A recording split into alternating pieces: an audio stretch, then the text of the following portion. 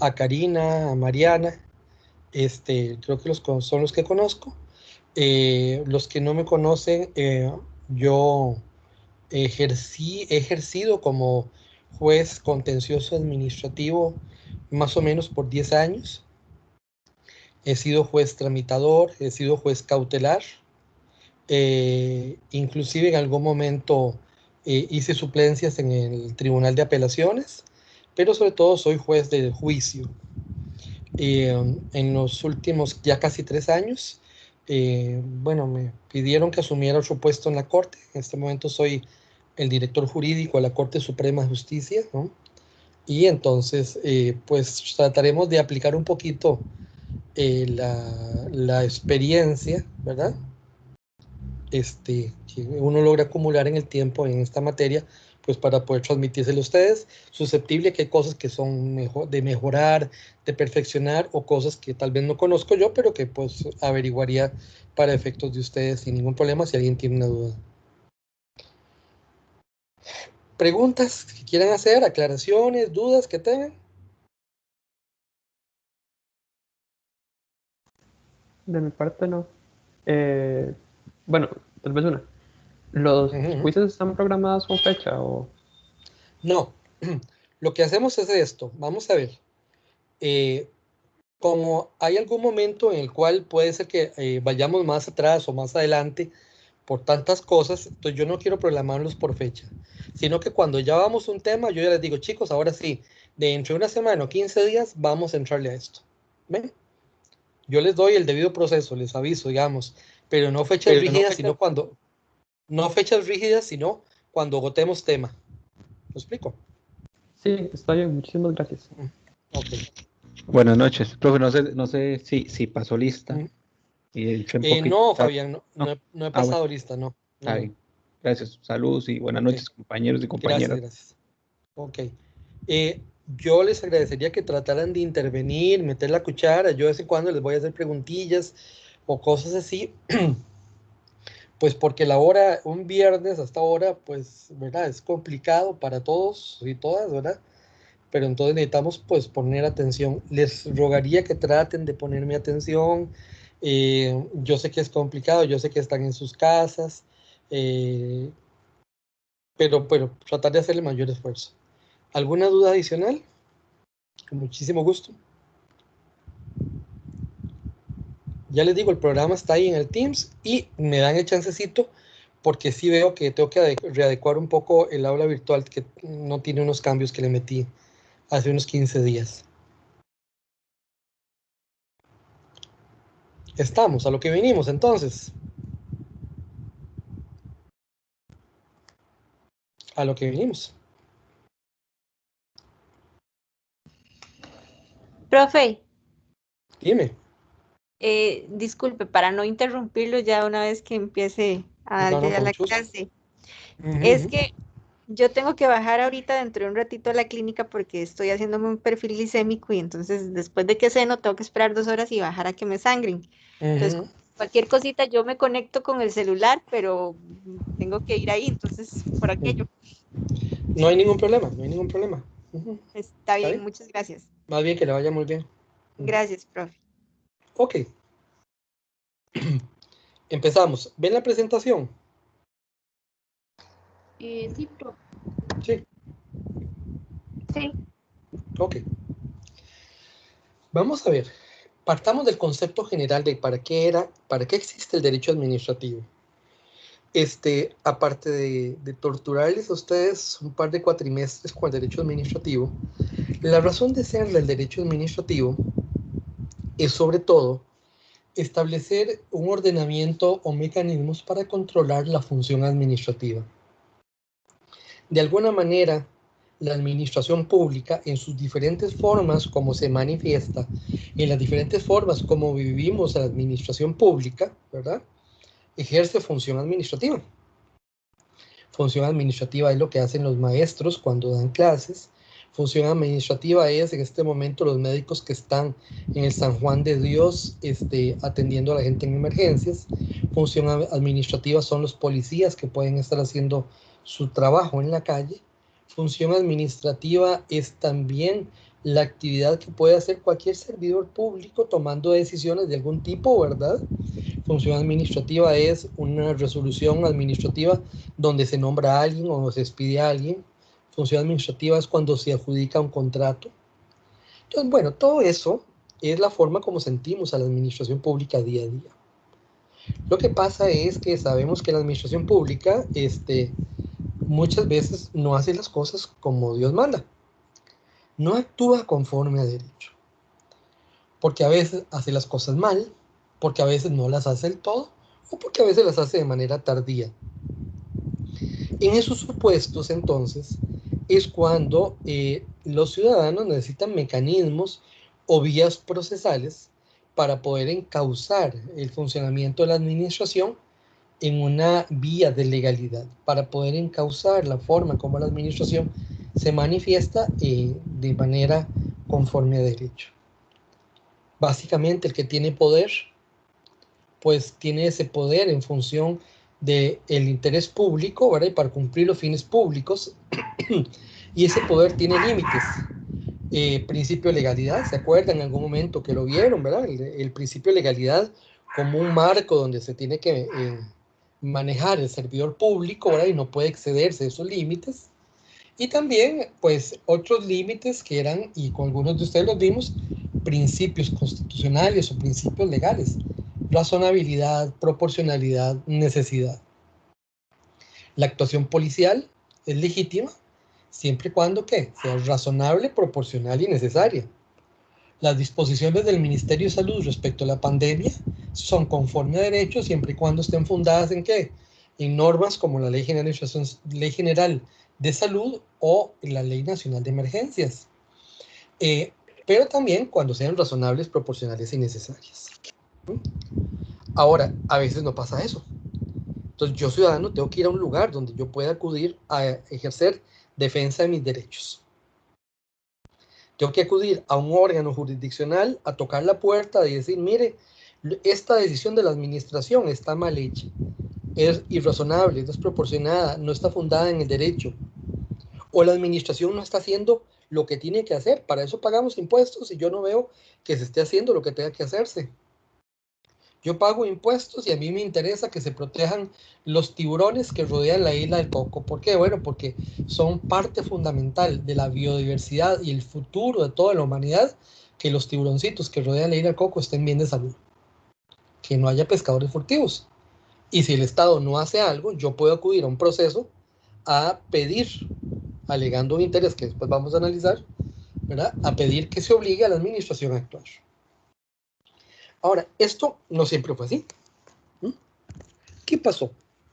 Bueno, miren, antes de 1989 teníamos el problema en nuestro país que los derechos estaban establecidos, tanto en la constitución política, en códigos, en leyes, estaban consignados, ¿verdad? Y entonces usted decía, bueno, pucha, qué país más bonito, qué buenos derechos están en la constitución política. O en las leyes, que cómo se protege a las personas en Costa Rica, ¿verdad? Y estamos hablando de los 70s y 80s, ¿verdad? Cuando yo estaba en el cole y después en la U, ¿verdad? Entonces siempre decía, bueno, Costa Rica es ejemplo en el mundo y en América, ¿verdad? Mientras en Chile, en Argentina, en Uruguay o Paraguay o en el mismo Brasil, se desaparecían gente, ¿verdad? Que eran opositores al gobierno y simplemente los mataban y los enterraban en fosas comunes, o los montaban en un avión y después los tiraban al mar para que no encontraran sus cuerpos. En Costa Rica no era así. Pero la realidad es que no teníamos vías procesales para hacer valer nuestros derechos. La realidad es que si cualquiera de ustedes, si Yanina quería proteger el ambiente, no tenía dónde ir a tocar la puerta para que se protegiera el ambiente. Porque no había una sala constitucional, porque los procesos constitucionales eran muy complicados y lentos, porque los procesos contenciosos administrativos eran todavía más complicados y más lentos.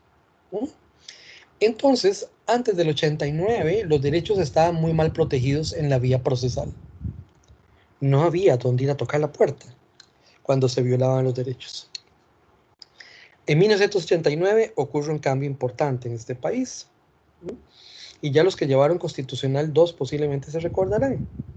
entra a regir la ley de la jurisdicción constitucional. Se crea la sala constitucional, se establecen procesos constitucionales más ágiles, recurso de amparo, habeas corpus y otros procesos, y ya la gente entonces tenía la sala constitucional para hacer valer sus derechos. El tema es que vos, para hacer valer tus derechos ante la sala constitucional, tenés que hacer alegatos de constitucionalidad, de violación de lo que es el derecho de la Constitución.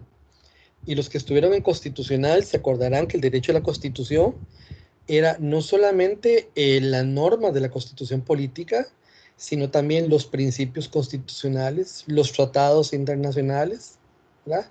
Las resoluciones de la Corte Interamericana de Derechos Humanos, el reglamento de orden de la Asamblea Legislativa, entre otros, ¿verdad? Pero bueno, ya la gente por lo menos tenía un alegato de constitucionalidad.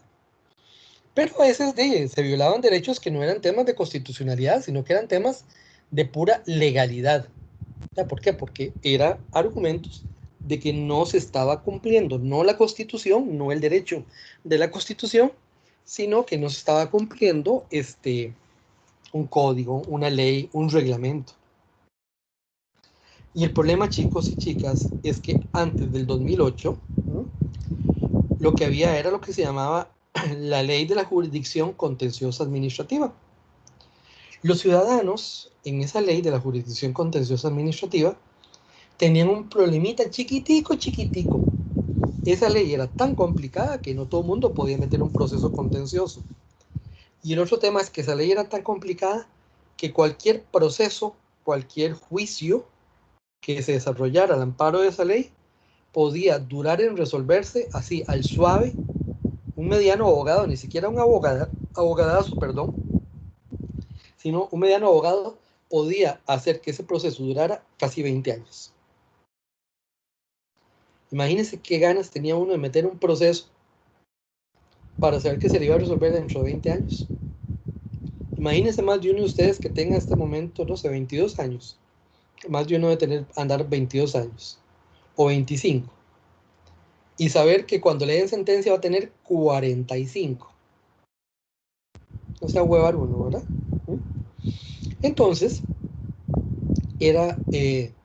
no era viable, no era interesante, no era sexy, por decir así, plantear un proceso contencioso, porque usted sabía que iba a durar mucho. Por eso, a principios de este siglo se empieza a hacer todo un movimiento para reformar las regulaciones en materia contenciosa administrativa. Y es así como en el año 2007 se aprueba el Código Procesal Contencioso Administrativo. Ese Código Procesal Contencioso Administrativo entró a regir a partir del 1 de enero del 2008 y todo demanda contra la administración pública, contra el Estado, que se plantea a partir del 1 del 2008, se va a regir por ese código, el Código Procesal Contencioso Administrativo. No es casualidad que la mayor parte de jueces contenciosos administrativos que hay en la actualidad, incluido yo, que es en mi plaza en propiedad, entramos después del 2008, porque fue con base en los cambios de este código. ¿Qué es lo que vamos entonces a buscar y se buscaba con esos cambios? Bueno, uno, facilitar el control de la legalidad administrativa. O sea, lo que es básicamente controlar prácticamente todo lo que hace la administración. Controlar las diferentes formas en las que vivimos, percibimos, sentimos a la administración pública.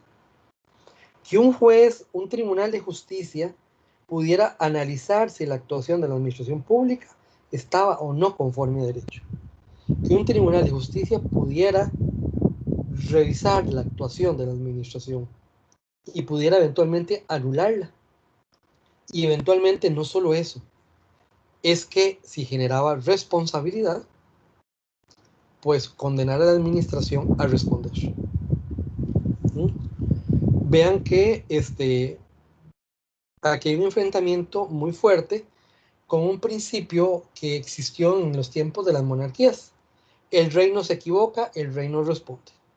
Entonces había el concepto de que en la monarquía el rey no tenía que responder por las tortas ni se equivocaba. El que se equivocaba era el funcionario público. Bajo los conceptos que tiene este código, yo puedo mandar a la administración y pedir responsabilidad al Estado, a la administración, por lo que hagan sus funcionarios, por lo que hagan sus servidores. Y generando, eso sí, muchas veces tensiones políticas. ¿Por qué llamamos generar tensiones políticas a esto? Vamos a ver, chicos, hace ya algunos años, bastantes, un tribunal contencioso anuló los permisos para extraer oro en crucitas. Bueno, eso generó tensiones políticas. Todavía estamos arrastrando esas tensiones políticas. Una decisión que se adopte, por ejemplo, en el cantón donde vive Mariana, donde se le anule a la municipalidad una decisión, puede generar tensiones políticas en el cantón. ¿Por qué? Porque va a afectar intereses de ahí, va a afectar intereses de la comunidad, va a afectar intereses del alcalde, de los políticos del lugar, ¿verdad? En alguna forma, la actuación administrativa tiende a esa virtud. Chicos, necesito que me permitan un segundo, ya continuamos, ¿está bien? Un segundo.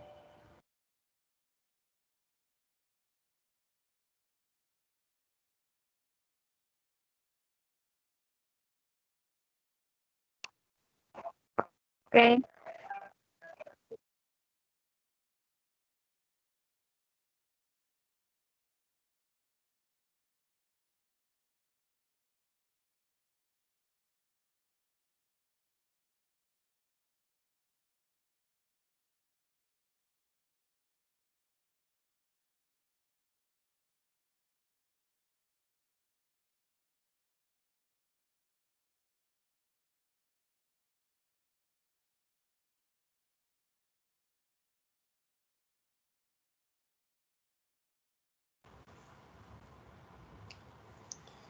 Perdón, ya regresé. Entonces, todo este tipo de actuaciones, decisiones jurisdiccionales sobre las conductas administrativas, pues puede llegar a generar, obviamente, tensiones políticas muy importantes.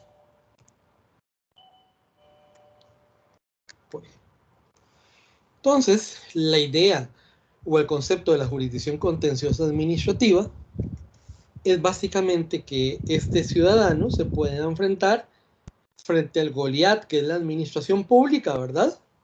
Y pueda en un proceso contencioso administrativo enfrentarse, ponerse frente a un tribunal de justicia y esgrimir argumentos para que esté en una situación de una mayor igualdad, de equidad en cuanto a sus razonamientos y argumentos, y pueda ser analizado lo que estime que está mal que hizo la administración pública.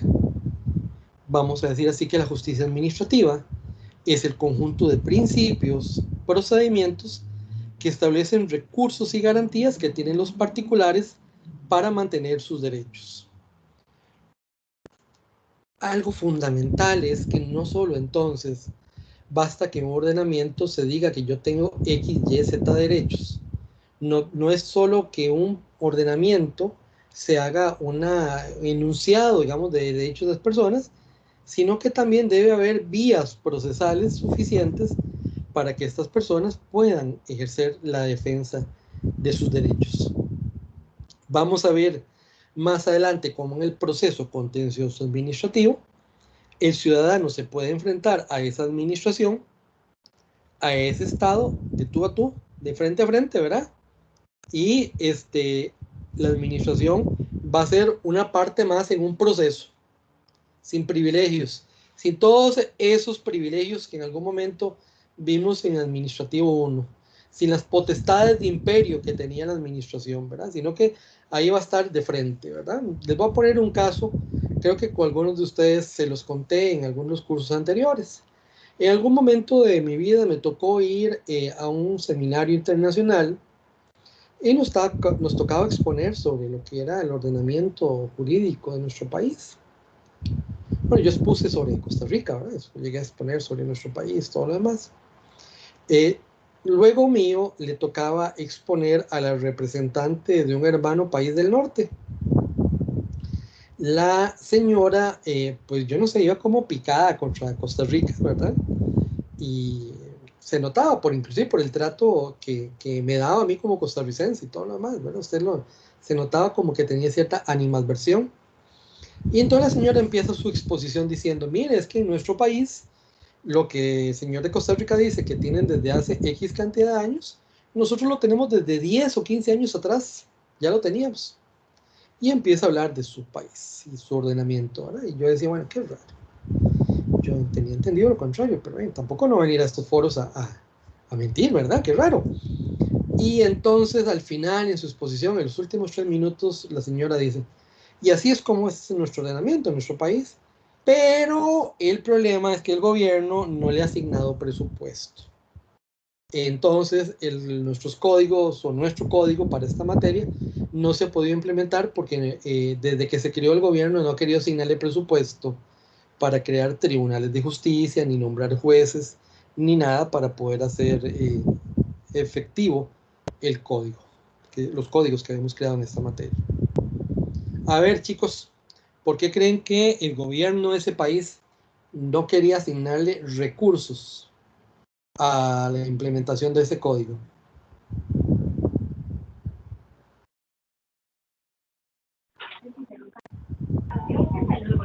Porque lo iba a controlar, ¿no? Ajá, ¿en qué sentido? Contame. Bueno, ajá. Sí, se le iba a limitar el poder.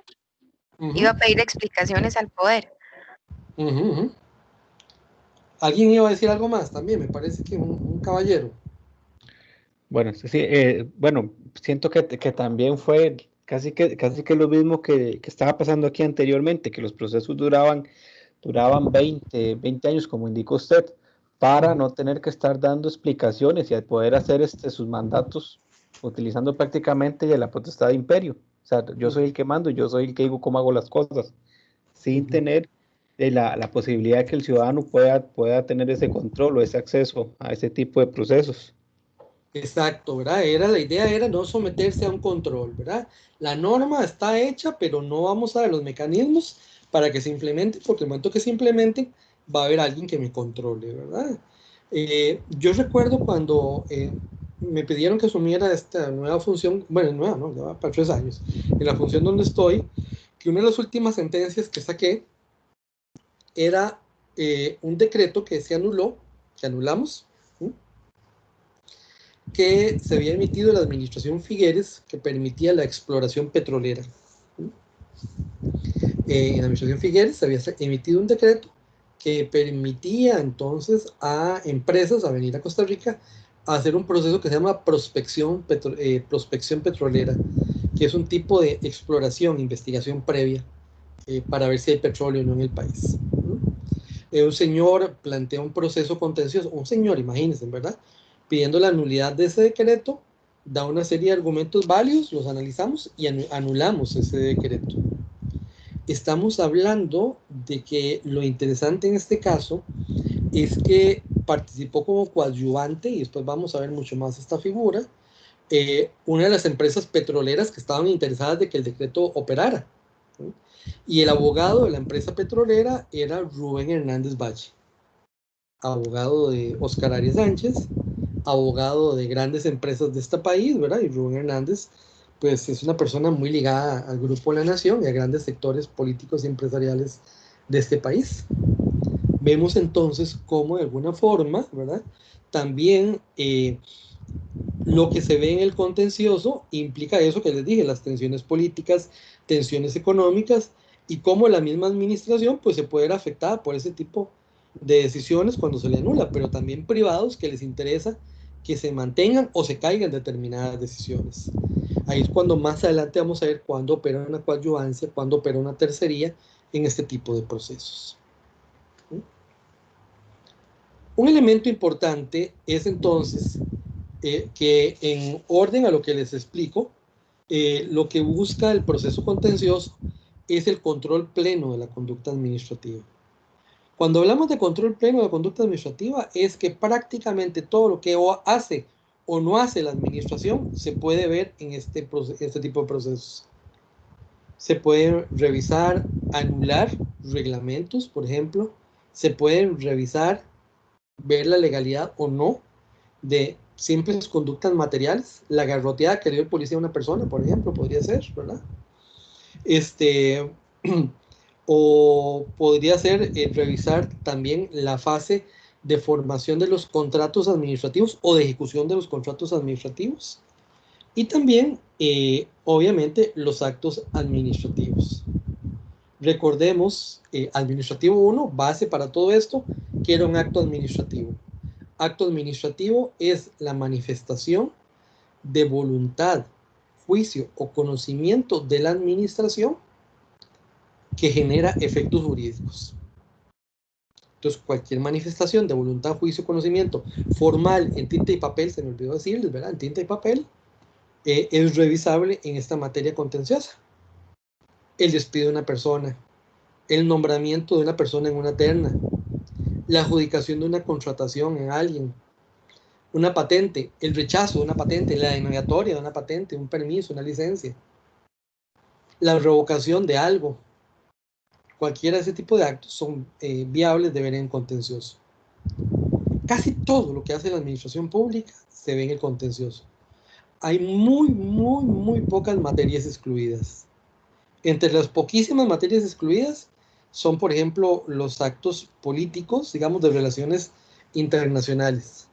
Si el señor Carlos Alvarado se le ocurriera entablar relaciones diplomáticas con Corea del Norte, eso no es contencioso, porque es un acto político de relaciones internacionales que podría verlo sala constitucional, pero que no es materia del contencioso.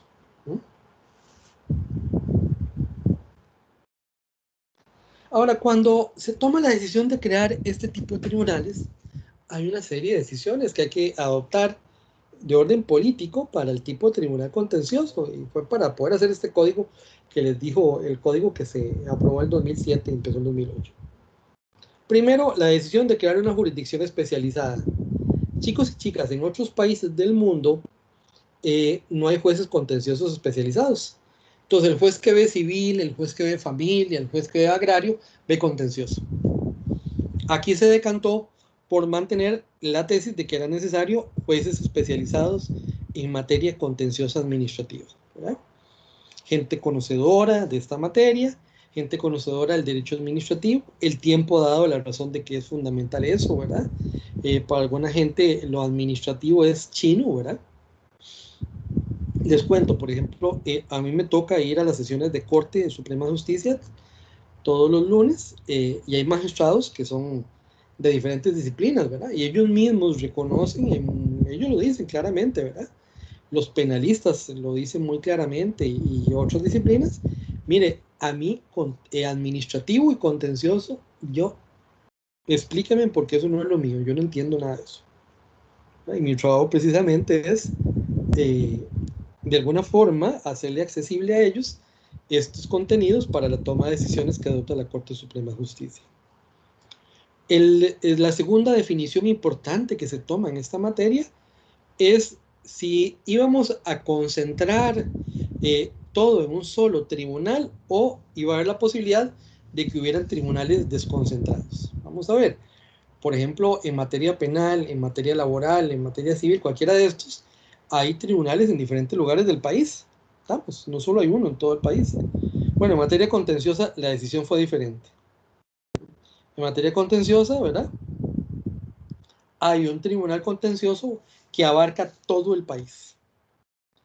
Los casos, sea que vengan desde Upala, Los Chiles, no sé, Limón, San Vito, Punta Arenas, la isla de Chira, Aguirre, cualquier cantón de estos de Costa Rica, van a ir a parar al tribunal contencioso que está en Calle Blancos por Amazon.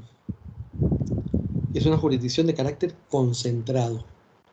El código dice que es concentrado, pero que hay posibilidad de desconcentrarla en algún momento. El tema es que les cuento que con los problemas económicos que estamos afrontando como país y todo, ni el otro año, ni el que sigue después, posiblemente ni el después, esto se va a desconcentrar. Siempre va a ser concentrado. A ver, chicos, ¿qué es mejor? ¿Que esté concentrado en un solo tribunal o que hubiera estado desconcentrado en algunos tribunales en el país? ¿Qué me dicen? Depende. Para la universidad de criterio, sí sería mejor que se concentre, pero para lo que sería el proceso en sí, digamos, el trámite y el desplazamiento de las personas hacia hacia un lugar, pues no. ¿Cuál es tu nombre, perdón? Daniel Sabater. Ok, Daniel, digamos que el primer criterio, y no estás obligado por saberlo, pero te lo aclaro, ¿verdad? No es válido lo que planteas, te voy a decir por qué. Porque por la independencia del juez, el juez resuelve como quiere, digamos, ¿verdad? Como le parezca, conforme al derecho y a la prueba, por supuesto. Entonces, imagínate que yo, que he estado en el contencioso, vamos a ver, ¿alguno de ustedes fue alumno de Claudia o de Ricardo Madrigal? Yo, Janina y Fabián, creo también de Claudia. De Claudia, ok. Y cuando yo estuve con Claudia y con don Ricardo. Ok, el mejor ejemplo. Miren, cuando el tiempo que estuve en el contencioso, yo estaba de puerta por medio con Claudia. O sea, mi oficina estaba a la par de la de Claudia, ¿verdad? A la pura par. Yo era la sección quinta y Claudia era otra sección. Y a pesar de que estábamos a no menos de 2 metros de distancia, más o menos, cada sección resolvía determinados temas de manera diferente. Entonces, el hecho de estar concentrados no asegura unidad de criterio. Porque cada juez puede resolver de manera diferente. El que va a dar unidad de criterio, al final de cuentas, es los tribunales de casación, o la sala primera. Pero el hecho de estar todos ahí juntos no quiere decir que todos resolvamos similar. Por el contrario, muchas veces ahí hay un enfrentamiento de criterios bravo, ¿verdad? Así, significativo, donde cada uno mantiene criterios por sección o por juez. Hay criterios que yo he sostenido y sostengo, ¿verdad? Donde yo he discrepado hasta con la sala primera. Y yo puesto, yo sé que la sala primera piensa diferente, pero yo creo que esto debe ser así. Y lo pongo así, ¿no? Porque para eso la independencia del juzgador. Ahora, el tema que sí, segundo tema que tocó el compañero. Mariana, ¿estás ahí, Mariana? Sí, señora, aquí estoy. Ok. Mariana, imagínate, bueno, vos no vivís tan lejos de San José, pero aún así, imagínate lo que sería eventualmente, ya vos abogada, tener que traer a 5 testigos de inclusive más adentro, de Parrita, digamos, hasta San José. A esos testigos posiblemente tu cliente tendría que pagarle el día de trabajo, la alimentación, el transporte y al rato, cuidado, dice no, hasta el hospedaje. A su cliente le va a salir muy caro eso, ¿verdad? Claro, sí. Ahora porque está la 27, digamos que es un poquito más cerca, una hora tal vez. Pero antes cuando uno tenía que irse por el aguacate, profe, durábamos 3 horas para ir a San José. Exacto. Imagínate, Entonces, muy caro, sí. Es un tema de accesibilidad. Les cuento que ahora, y en algún momento lo vamos a tocar, con la pandemia ya se está empezando a implementar audiencias virtuales. Todavía falta mucho para eso, creo que se puede desarrollar mucho más, pero puede ser un mecanismo para eso. Pero el mecanismo de que usted, abogado, y su cliente y su prueba tenga que ir hasta San José, si usted es de una zona que no está en el Valle Central, pues implica un costo y es un riesgo de accesibilidad, ¿verdad? Sin embargo, bueno, así estamos en este momento. Es una jurisdicción concentrada con posibilidades. La norma prevé que algún día se llegue a desconcentrar sin que todavía necesariamente pueda ser así. Lo otro que se planteó, y así está, ¿verdad? Y así quedó, es un código que tiende mucho a la oralidad. Vean que todas las modernas reformas procesales se fundan en la oralidad. ¿Sí? Todas las reformas procesales tienden a que el abogado tenga que tener nuevas destrezas. Chicos y chicas, porque no es solamente, la oralidad no solamente es salir en una audiencia de juicio ahí en tele, qué bonito, y me siento muy importante, ¿verdad? Me siento que estoy como en la ley y el orden, una cosa así, ¿verdad? Sino que implica dominio de muchas cosas.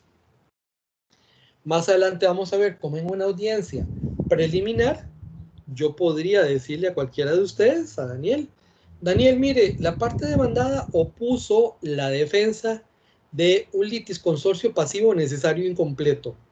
Don Daniel, justifíqueme por qué usted como parte actora estima que no hay en este proceso un litisconsorcio pasivo necesario incompleto. Y le doy 10 minutos, don Daniel, para que me explique por qué no. Y don Daniel va a tener 10 minutos para hacerlo ahí en vivo y a todo color. Y darme las razones de manera oral, en una audiencia, por qué sí o por qué no. Entonces Daniel tiene que ir muy bien preparado, ¿verdad? Para saber de qué estamos hablando. Muy claramente preparado, porque si no, pues va a quedar muy mal, ¿verdad? Y más de uno de ustedes posiblemente hasta les dio ahora escalofríos imaginarse en esa coyuntura que les pidieran que explique eso, ¿verdad? Porque de alguna forma es la destreza del conocimiento y saber argumentar, saber explicar. Vean estos 3 ejemplos que les pongo aquí de abogados en diferentes audiencias. Quedaron grabados porque no apagaron el micrófono, entonces como no apagaron el micrófono, quedaron así constando, ¿verdad? Y compañeros me suministraron esto, ¿verdad? En el primero, el juez le preguntó al abogado y el abogado le dijo a su cliente al oído: perdóname, Carlitos, pero no sé qué hacer.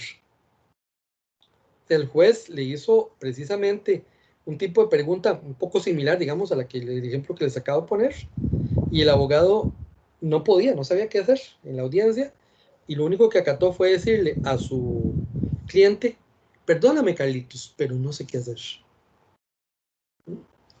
Imagínense qué situación más difícil, más bochornosa que podría pasar a alguien que tenga que decirle a su cliente: mire, estoy aquí en esta audiencia, pero no sé qué hacer en esta audiencia.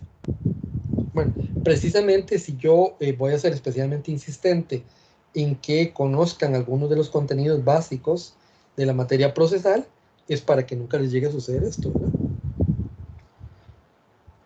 Un alegato de apertura, ¿verdad? Le dan la palabra a un abogado para que haga su alegato de apertura y el abogado dice, sabemos que estamos dando pataleos de abogado, pero, y empieza a explicar. ¿Qué piensan, chicos? ¿Qué sentirían si usted fuera el juez y el abogado empieza sus alegatos de apertura así? Sabemos que estamos dando pataleos de abogado.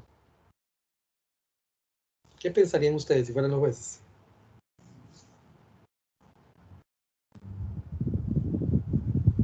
De que está diciendo cosas como por salir del paso. Que no, que se sabe que eso no va a llevar a ningún lado. Que no se la cree, ¿verdad? Que es bien informal, que básicamente está haciendo perder tiempo y dinero al cliente. Vamos a ver, y es una persona que ni siquiera se está creyendo su caso. Estoy pulseándola, a ver, al rato la pego, ¿verdad? Pero no estoy muy seguro de que la peguemos. ¿Qué seguridad a mí como juez me puede dar de que usted me está exponiendo eso, verdad? Yo les cuento, si yo estuviera como juez y oigo que uno de los abogados de la parte actora me dice eso, le voy a decir: ya vi, este maje me va a hacer perder 4 o 5 horas nalga sentado aquí en esta audiencia de algo que ni siquiera él se la cree. Imagínense, ¿verdad? El otro está ofreciendo prueba para mejor resolver. Entonces me tiene que convencer por qué es importante esta prueba. Y este señor dice: ofrecemos esta prueba, no creemos que sirva de mucho, pero bueno, la venimos a ofrecer. El mismo problema, ¿verdad? Ninguna confianza está dando, ninguna seguridad está transmitiendo a los juzgadores de lo que está ofreciendo, de lo que está exponiendo, de lo que está proponiendo. Imaginen ustedes que les lleguen así, ¿verdad? Y bueno, chicos, lo quiero decir que esto que les pongo aquí son 3 casos en muchos de gente que ha ido a estos procesos y no sabe qué hacer. Y no sabe qué hacer, ¿por qué? Bueno, porque nuevamente la oralidad tiene una mayor exigencia a uno como abogado, tanto en conocimiento como en saber expresar argumentos, como saber interrogar. Antes, las tortas de los abogados se quedaba un expediente y si acaso se daba cuenta el juez. Ahora las tortas de los abogados quedan consignadas en una audiencia. Y esa audiencia va a quedar grabada, ¿verdad? Y accesible a las partes. Accesible inclusive a, si ya digamos pasamos todo este periodo de pandemia, a cualquier persona que vaya a audiencia. Las audiencias son orales y públicas, cualquiera persona puede ir a tirarse los toros a ver qué pasó en esa audiencia. como no todo el código pues cubre todos los contenidos procesales, porque obviamente no. Profe, perdón, Dime, sí. Una cosa como estas, ¿no también no podrían abrir algún proceso en el colegio Claro, de abogados? Claro, posiblemente a los 3 los mandaron al colegio de abogados con colilla. Así es.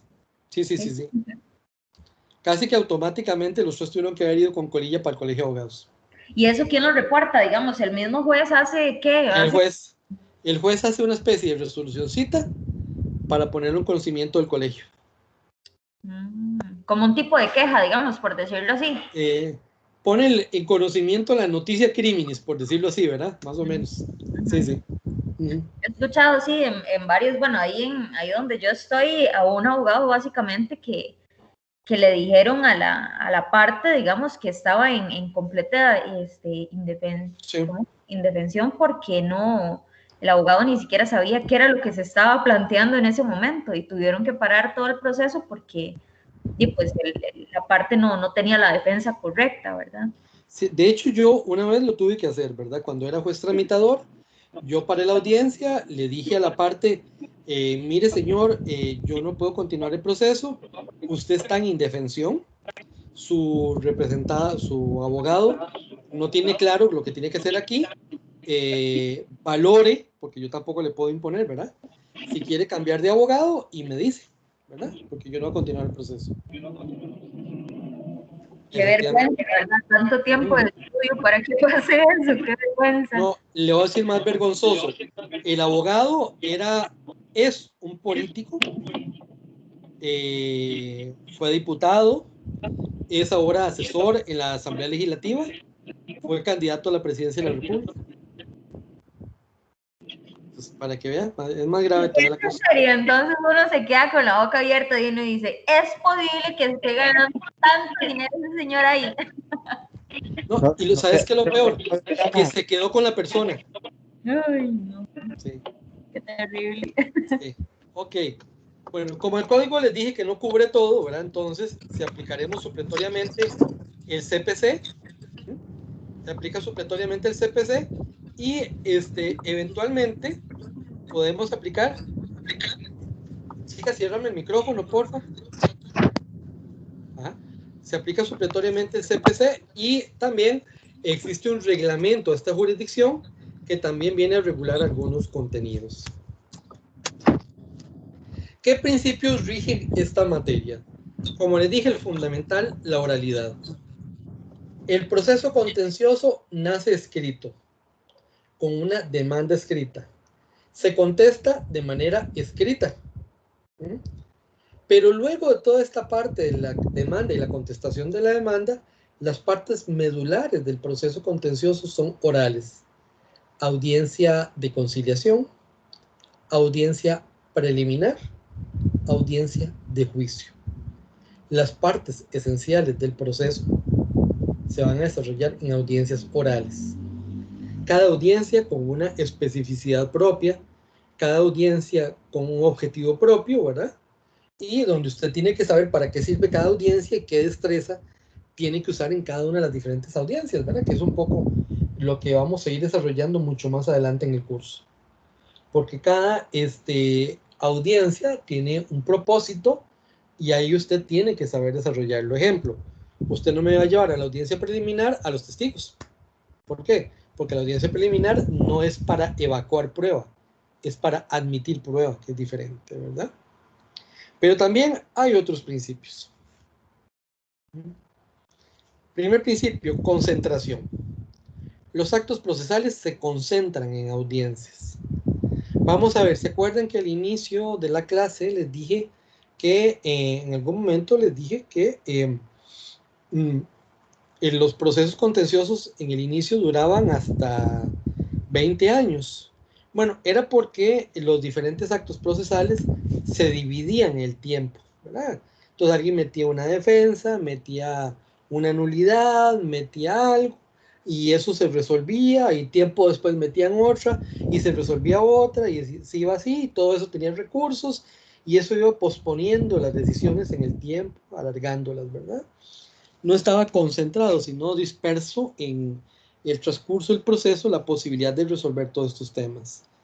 En cambio, ahora vamos a ver más adelante cómo la parte propiamente de saneamiento del proceso, como la resolución de nulidades, la resolución de defensas previas, se van a ver en una sola audiencia, en la audiencia preliminar.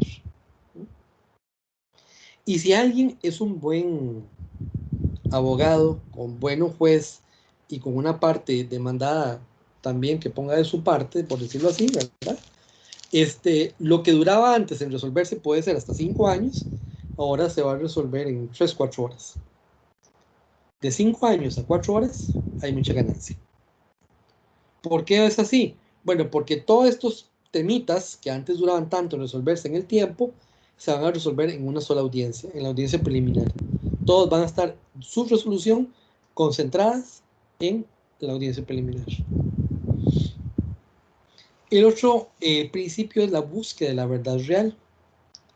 Lo que deben buscar estos procesos es acercarse lo más posible a la verdad real. Chicos, todos tenemos una verdad aparente y se la vamos a querer vender al juez. Y vamos a querer que esa verdad aparente, esa verdad de la parte, por decirlo así, se transforme en la verdad procesal. Y la idea es que esa verdad procesal sea la más parecida a la verdad real, sin que sea exacta. Me explico. Traten de acordarse ustedes el último día que tuvieron clases presenciales. Entonces, si alguno de ustedes fue compañero en algún curso, va a poder decir, bueno, yo me acuerdo que ese día, el último día de clases presenciales, era un sábado y yo fui con una blusa blanca muy bonita. Y me recuerdo que la última clase que tuve fue con el profesor Rodrigo, ¿verdad? Uno de ustedes va a decir eso. Otra va a decir, bueno, yo me acuerdo que esa clase yo llegué tarde y no me acuerdo mucho más, ¿verdad? Ah, sí, yo estaba sentado, va a decir la compañera, detrás de Julián, ¿verdad? Y yo estaba poniendo atención a la clase, pero al frente de mí estaba Julián, ¿verdad? Y Julián es muy alto, y yo quería ver al profesor Rodrigo dar clases, porque ese hombre venía guapísimo, ¿verdad? El profesor Rodrigo, y Julián no me dejaba ver la clase, a ver a Rodrigo, ¿verdad? Y puede ser que otro compañero de ustedes también estaba en ese curso, diga, yo me acuerdo de que lo hacía un bostezo, ¿verdad? Yo trataba de no dormirme, ¿verdad? Y ese magia hablaba de esa paja, esa mierda de Constitucional 2 y yo quería salir corriendo, ¿verdad? Porque teníamos en la noche un fiestón ahí donde la prima, ¿verdad? Todos tienen como piecitas de rompecabezas de ese día, pero no todos tienen el rompecabezas completo. Entonces, ustedes en un proceso me tratan a mí, juez, de vender las piecitas de rompecabezas que les interesa. Pero obviamente es imposible que usted me venda toda la verdad real del día, del momento o lo que usted me quiere probar. Usted tiene una verdad interesada. Entonces yo como juez tengo que hacer todo lo necesario para que en el proceso sea lo más cercano a esa verdad real. ¿Cómo? Bueno, yo puedo ser un juez que pregunte a los testigos, a los peritos. Soy un juez activo, que si tengo dudas pregunto. O puedo ser también un juez que hasta puedo pedir prueba para mejor resolver. ADMI 2, ¿quién llevó conmigo? Creo que solo usted, Mariana, ¿verdad? Mariana sí llevó administrativo 2, pero yo creo que solo ella. Bueno, vimos un caso. ¿Perdón? Sí, profe, yo llevé contigo. Sí, yo llevé contigo. Yo también ¿Alguien llevé. más? Sí. Ok, ¿se acuerdan del fulano que le dieron por la madre? Que llegó que dijo que la policía le había dado por la mandíbula y se El lo había dentista, destrozado. el de la Sí, policía. el de la policía. Ajá, sí. Bueno, es un caso muy interesante, pero de verdad no tengo tiempo para explicarlo. Si quieren, hasta lo podemos subir para que se lean las sentencias, pues. Pero lo interesante en este caso es que de la declaración del testigo nos quedaron serias dudas de lo que había sucedido esa noche. Porque el tipo había dicho que la policía había llegado y había golpeado a su amigo y el golpe fue tan fuerte que le destrozó la mandíbula. Solo que el amigo en su declaración testimonial en la audiencia dijo en algún momento que había llamado al 911. Entonces nosotros como tribunal, ¿qué hicimos? Ordenamos que nos hicieran llegar las grabaciones del 911. Y en las grabaciones del 911 se logró extraer algo diferente a lo que había dicho el amigo. ¿Por qué no nos quedamos solo con lo que dijo el amigo? Bueno, porque teníamos cierto margen de duda y porque teníamos que llegar a la verdad real y porque teníamos la potestad de pedir ese tipo de prueba para mejor resolver. ¿Ven? El otro principio, ¿profe?, es la... Dime. Entonces, digamos, yo podría decir que casi que la verdad real nunca va a ser, digamos, sino va a ser lo que yo por medio del proceso pruebe que, digamos, de todos los hechos que yo sí pueda probar. Porque, digamos, yo puedo tener una verdad real, yo puedo tener una verdad real y todo, pero nunca va a ser como muy efectiva la verdad real, sino mediante el proceso lo que se pruebe. La coincidencia plena con la verdad real es prácticamente imposible. Exactamente. Es aproximarse lo más posible a esa verdad real. Correcto. Ok. El otro es la semi-informalidad. Después vamos a ver cómo la demanda contenciosa administrativa tiene una serie de formalidades que cumplir. O sea, para que usted haga una demanda como Dios manda, más o menos sería la frase, ¿verdad? Tiene que cumplir ciertos requisitos y ciertas formalidades que yo les voy a enseñar. De hecho, para eso es que tienen que hacer un trabajo que es una demanda. Pero bueno, a veces el abogado mete la pata, le faltan cosas, comete errores. Entonces, no es que si usted comete errores en la formulación de la demanda, se la declaran inadmisible y se la archivan. Vamos a ver cómo en esta materia el juez tramitador le previene subsanar los errores. O sea, hay formalidades, hay formas, pero las formas o las formalidades no son tan importantes que puedan implicar el sacrificio del fondo. Por principio, pro actione es como en favor del derecho de accionar, ¿verdad? Entonces, en tutela del derecho de accionar, la persona podría eventualmente subsanar sus errores, previa prevención, y errores formales, eso sí, de fondo no, porque eso no solo sentencia. Prevención del juez tramitador. El otro principio es la contradicción e inmediatez de la prueba. La prueba que va a servir de base es la que se somete al contradictorio, o sea, a la valoración, al escrutinio de ambas partes y del juez, y que sea puesta en conocimiento de manera inmediata por parte del juez. Y sobre todo, se busca favorecer, muy unido a todo esto, el principio inquisitivo sobre el dispositivo. ¿De dónde cree que viene la palabra inquisitivo? ¿A qué le suena parecido?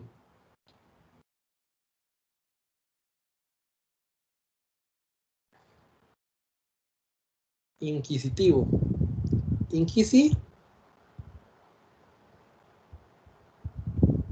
Algo histórico.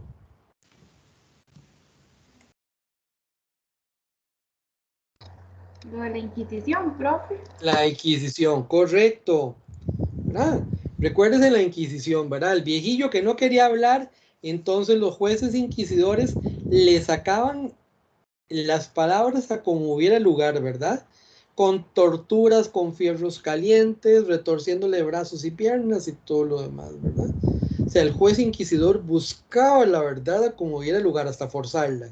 Bueno, obviamente el juez contencioso no es forzarla, pero sí tiene la posibilidad, o más bien el deber, de ser muy activo en el proceso para efectos de valoración probatoria.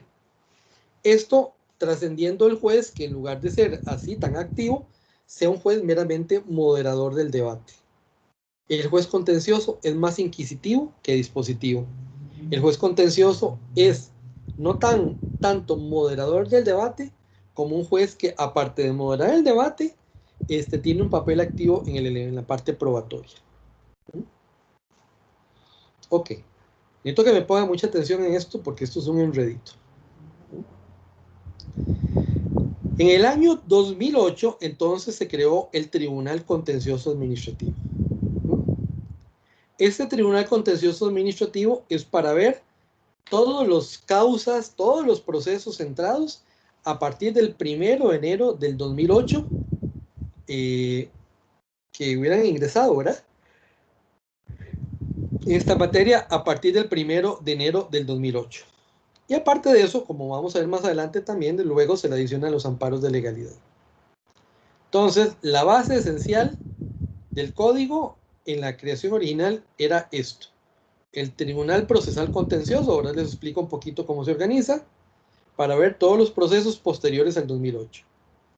Y aquí el código va a establecer algo que quiero que me lo pongan ahí, negrita, cursiva, subrayado, Arial 22, ojalá con un marcador verde fosforescente y un muñequito señalándolo con el dedo. Este tribunal contencioso obviamente tiene tribunales de juicio que dictan sentencias. Las sentencias contenciosas administrativas no tienen recurso de apelación. Lo que tienen es recurso de casación. Antesala primera. Hasta aquí vamos bien en la historia, chicos. Profe, ¿me repites eso, porfa? Ok. Entonces, el código lo que previó fue un tribunal contencioso donde hay tribunales de juicio que dictan sentencias. Sentencias que no tienen recurso de apelación, sino que lo que tienen es recurso de casación ante la sala primera.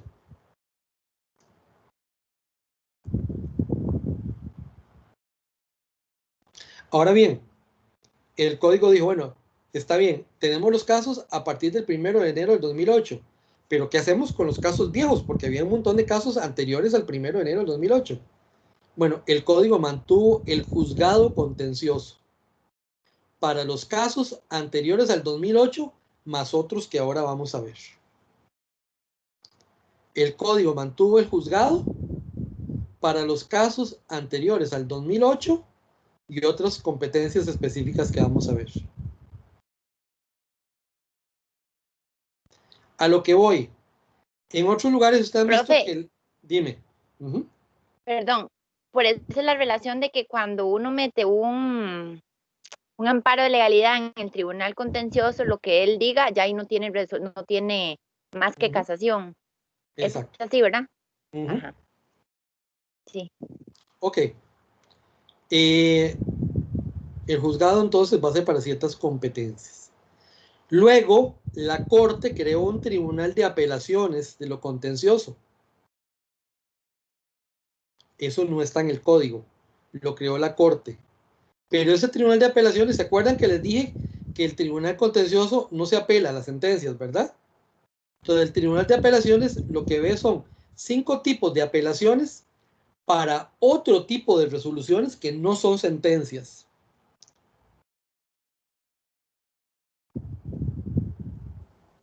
¿Y como un ejemplo? Ok, vamos de lo general a lo particular. Recordemos cómo distribuimos las resoluciones, ¿verdad? Tenemos providencias, tenemos autos con carácter de sentencia y tenemos sentencias. Providencias es algo de mero trámite, ¿verdad? Simplemente procédase de dictar resolución en el término de 15 días, punto. No emite valoración, es una providencia. Autos son resoluciones que tienen una valoración, pero que no ponen fin al proceso. Ahorita hablamos de eso. Autos con carácter de sentencia son resoluciones donde hay una valoración que pone fin al proceso, pero pone fin al proceso no por la discusión del tema de fondo, sino por un tema, por ejemplo, procesal. Acogió una cosa juzgada, acogió una prescripción, acogió una caducidad. Eso es un auto con carácter de sentencia. Y la sentencia es la que pone fin al proceso, resolviendo sobre el fondo del proceso, sobre el fondo de la litis. Bueno, ahora, en el contencioso hay 5 tipos de resoluciones que son autos comunes y silvestres. Después los vamos a profundizar, pero para adelantarles. 1.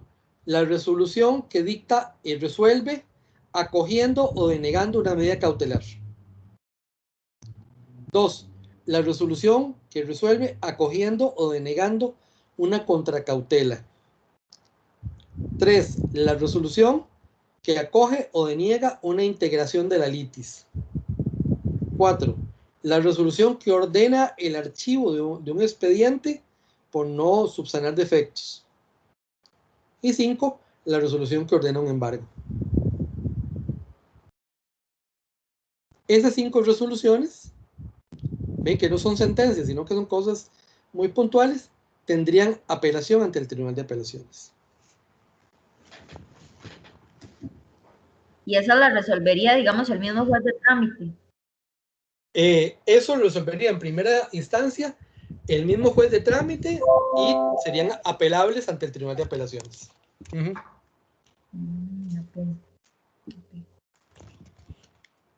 ¿Les queda claro esto? ¿Alguna duda de esta parte? Chicos, para eso estoy, no sean tímidos. Profe, sí, yo.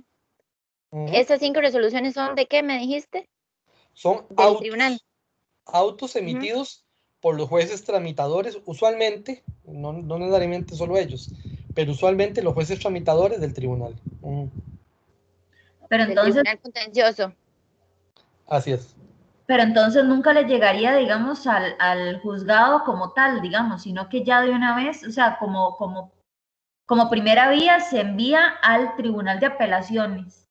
Exacto. El juzgado es para temas totalmente apartes.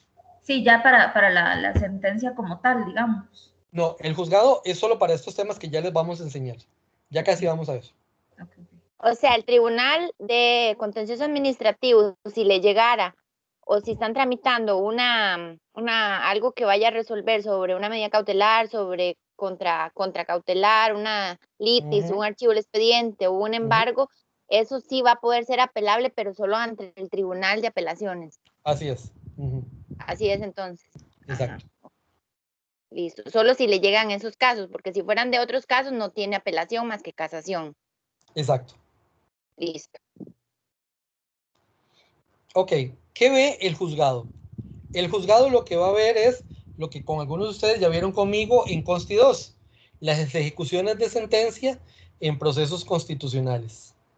Las ejecuciones de sentencia de un amparo, de un habeas corpus, por ejemplo. Si usted gana un recurso de amparo, si usted gana un habeas corpus, entonces la Sala Constitucional va a resolver básicamente en 2 vías. Una, dándole la razón y obligando a la administración a modificar, anular o hacer una conducta. Que eso no tiene jueces ejecutores, ¿se acuerdan? Y de una vez también condena en abstracto al pago de daños y perjuicios. El cobro de esos daños y perjuicios en abstracto, usted lo va a hacer en el juzgado contencioso administrativo.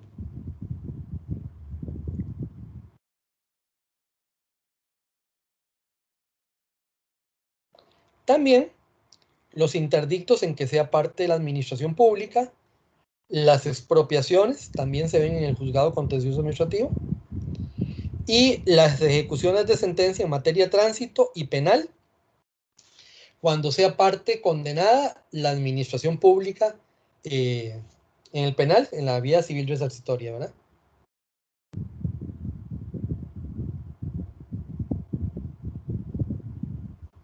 Ajá, el juzgado va a ser entonces como ya lo que diga, casi que la parte final que resuelva otro ente y que tenga que involucre la administración, entonces para que la gente vaya y lo haga efectivo ahí.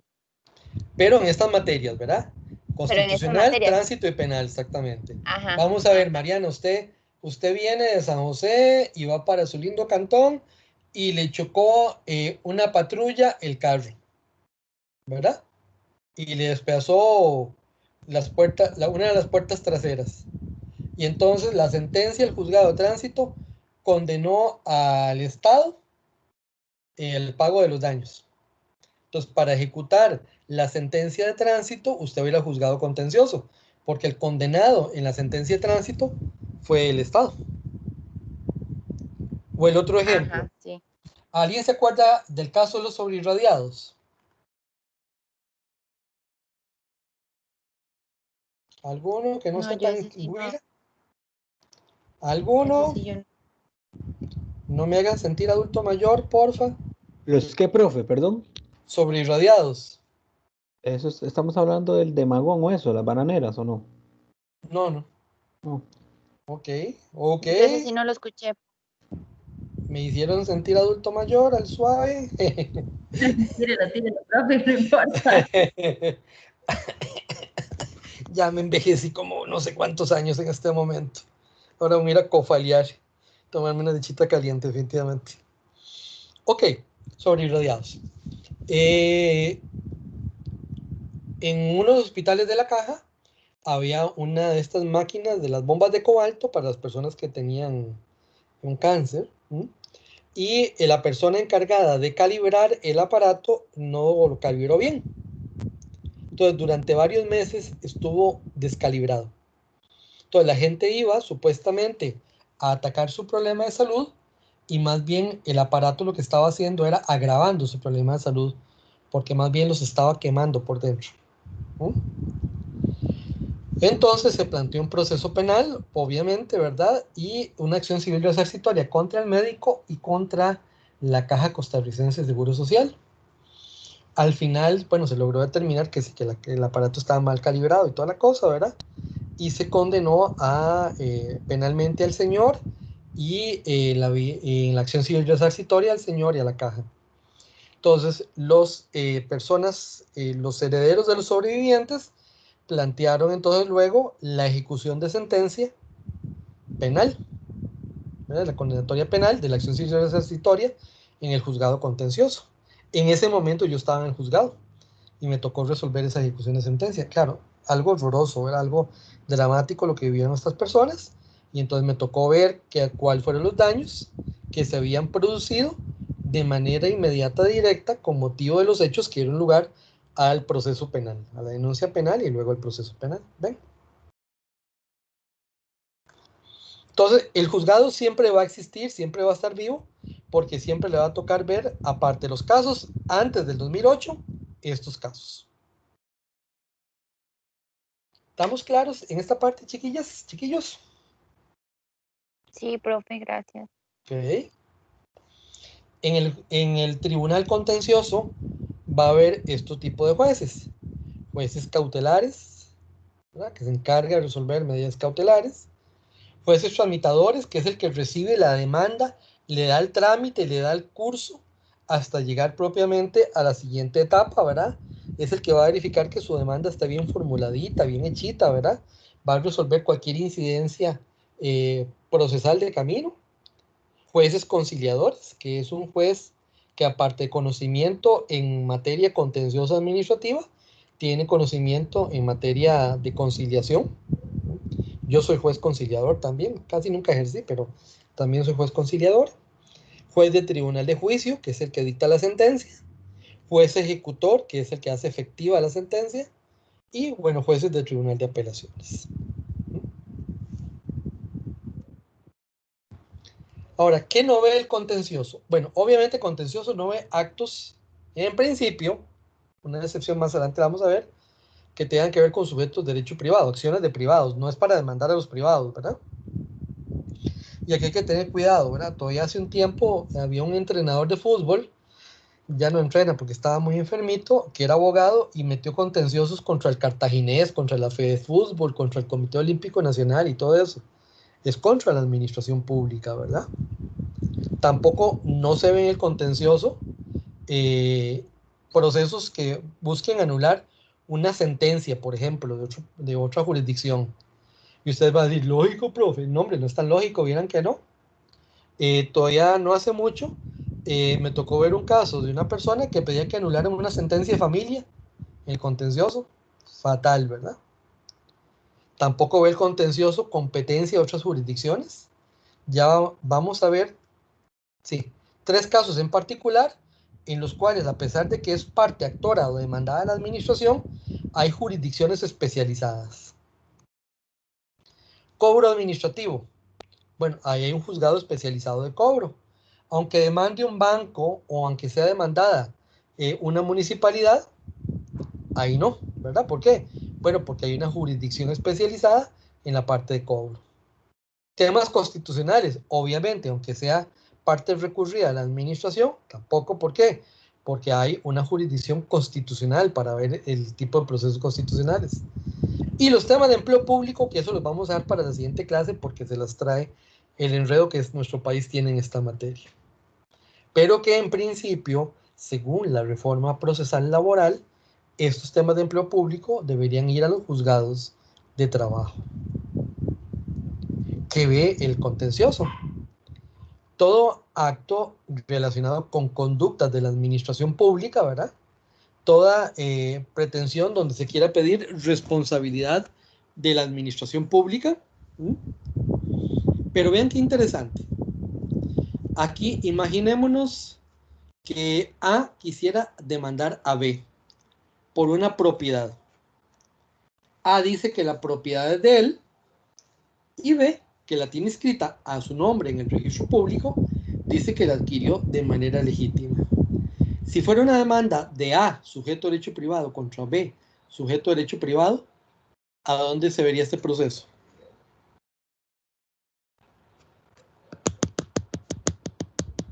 Si fuera un pleito de una propiedad. A la primera no. Juzgado civil. En un juzgado civil. O sea, si fuera un pleito de sujetos de derecho privado, se ve en un juzgado civil. Ahora bien, si partiéramos de que B impuso una hipoteca a favor de un banco estatal, el Banco de Costa Rica, el Banco Popular o el Banco Nacional, la sentencia podría, si B pierde el juicio, podría afectar al banco estatal. No, porque para eso está el juzgado especializado de cobro, el petente. ¿Cómo? Yo A demando a B, digo que la propiedad es mía. B tiene una hipoteca sobre esa propiedad. Perdón. Entonces, si yo gano el juicio, la propiedad me la quedo yo. ¿Qué va a pasar con esa hipoteca? Posiblemente quede sobre la nada, ¿me explico? Porque entonces se va a cuestionar si B estaba legitimado a imponer la hipoteca a favor del Banco Nacional. ¿Me explico? Entonces, como la sentencia eventualmente va a poder afectar al sujeto público, va a operar una figura que se llama un fuero de atracción. Si bien era un pleito entre dos privados, A y B, al evidenciarse que una eventual sentencia en un sentido u otro afecta a un sujeto público, opera un fuero de atracción y el tema se vuelve contencioso.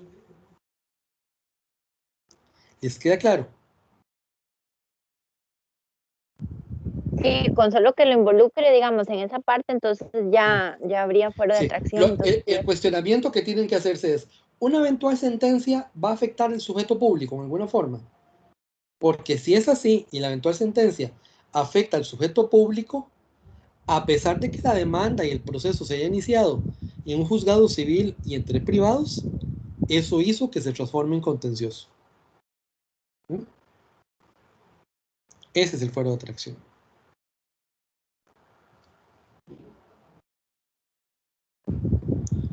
Objeto del proceso, ¿verdad? Bueno, básicamente cualquier proceso contencioso va a fundarse mucho en todo lo relacionado con las relaciones jurídicas administrativas. O sea, va a valorarse si merece tutela o si es afectado o si la decisión administrativa o la no decisión por el administrativo afecta derechos subjetivos, intereses legítimos, intereses difusos o derechos colectivos. Recordemos, administrativo 1, derechos subjetivos. Cuando yo tengo un derecho subjetivo, tengo la posibilidad, porque tengo un título habilitante, de exigirle a la administración un dar, un hacer o un no hacer. Ese título habilitante es un acto administrativo o un contrato. Por ejemplo, Mariana, si usted le llega a una acción de personal donde la nombran en un puesto, ¿le generará un derecho subjetivo? Sí. ¿Verdad? El título habilitante, acción de personal, le genera el derecho subjetivo a esa plaza. ¿Estamos? ¿Tienen ustedes un derecho ya personal que yo tengo? ¿verdad? Exacto. ¿Tienen ustedes derecho subjetivo a ejercer la profesión en este momento? Chicos y chicas, ¿tienen un derecho subjetivo? No, porque todavía no tengo el título. Ok, el título va a ser el título habilitante que les permite exigir a la administración que los dejen hacer la profesión. Hasta que usted no tenga ese título y no esté juramentado por el colegio de abogados y todo lo demás, no va a poder ejercer la profesión. ¿Verdad? Hasta que no sea eso, no va a tener un derecho subjetivo. Usted había dicho una palabra, profe, también que eso era una expectativa de derecho, algo así. No, más bien, No, era el interés legítimo es un derecho reaccional. En el interés legítimo tengo un derecho reaccional, es un derecho en espera. Algún día lo voy a poder ejercer, pero todavía no lo puedo estar ejerciendo. Ese era el interés legítimo. Yo, Rodrigo Campos, todavía no tengo derecho a pensionarme. ¿Qué se ocupa para que yo pueda jubilarme o pensionarme, chicos? Dos cosas, básicamente. Que haya cansado las cuotas y que la edad. Edad y cuotas, ¿verdad? Bueno, Rodrigo Campos no tiene todavía ni la edad ni las cuotas. Las cuotas posiblemente andan muy cerca, pero la edad no, me falta montones. Sí, claro, jugada de carajillo. No, mentiras, todavía me falta bastante, ¿verdad? El 21 de febrero, ¿de qué les importará a ustedes qué año, verdad? Mi interés legítimo a jubilarme se transformará en un derecho subjetivo a estar jubilado. Pero hasta que no sea ese año, yo lo que acaso tengo es un interés legítimo a algún día poder llegar a jubilarme. Por ahora lo que tengo es un mero interés legítimo de que algún día me jubilaré. ¿Qué es lo importante de esto, chicos y chicas? Que el Código Procesal Contencioso protege no solamente los derechos subjetivos, sino también los intereses legítimos.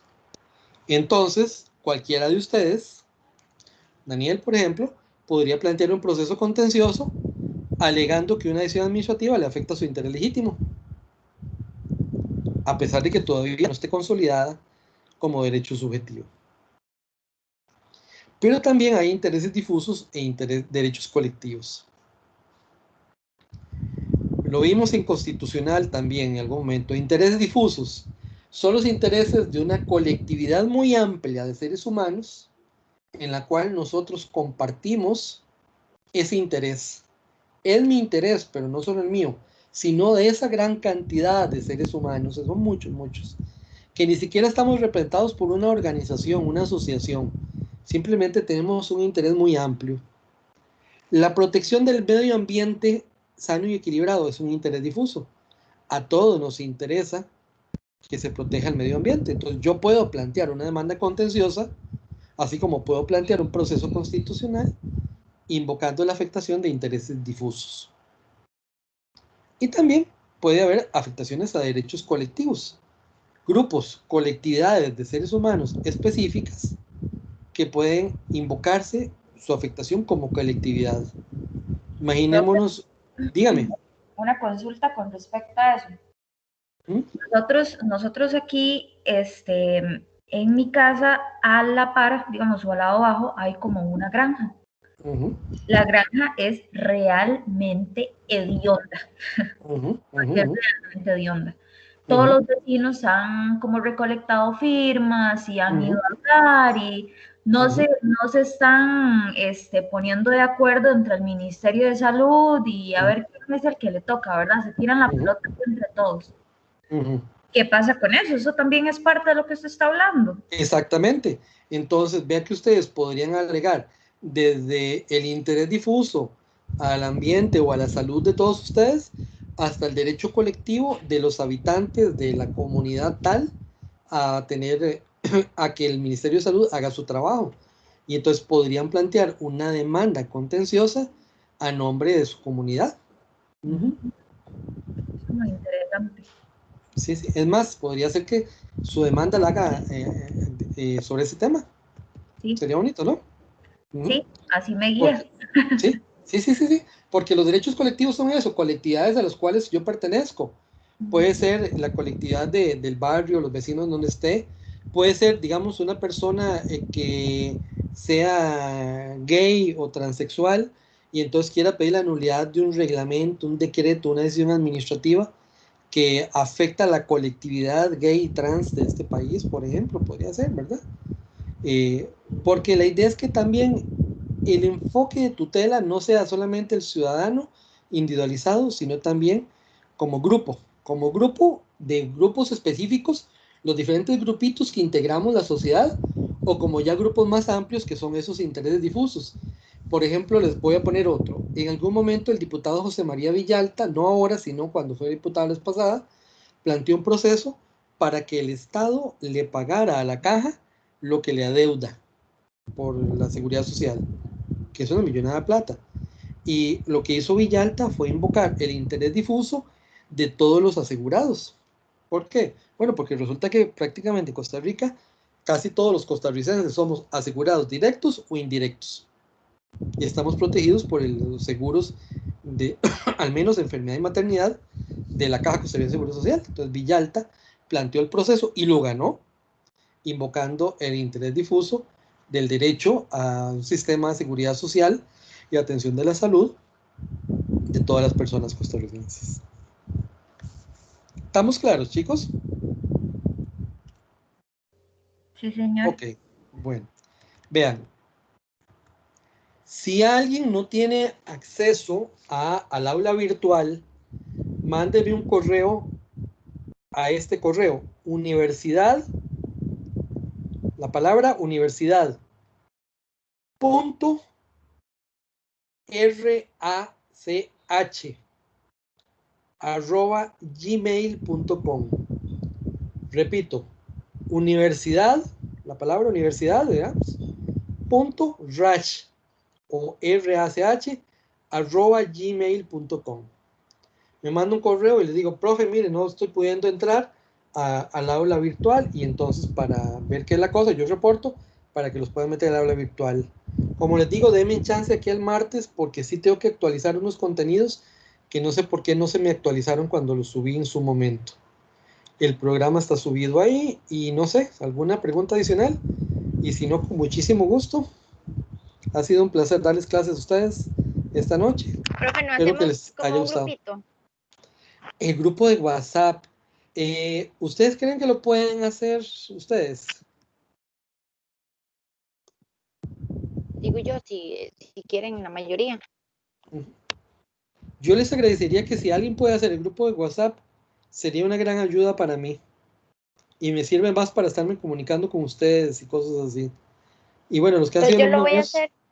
sí, porfa, te lo agradecería. Ujú. Y los ¿Alguna? números. Mándelos aquí, mándelos Del grupo, Voy a, ¿no? mándelos aquí al chat de sí, la voy a reunión. subir mi número. Ajá.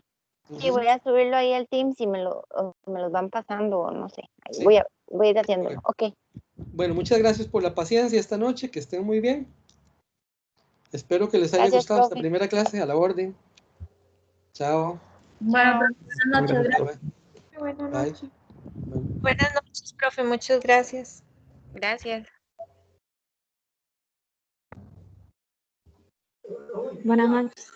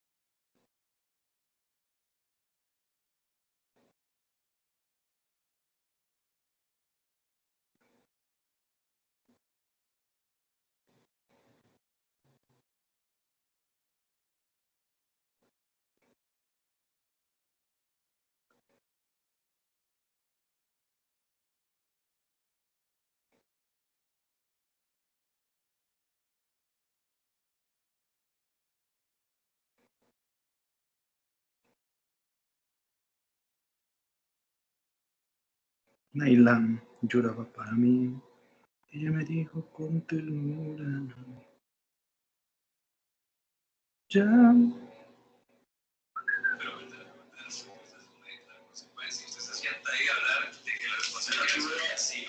Aquí voy a siempre cachurar todo esa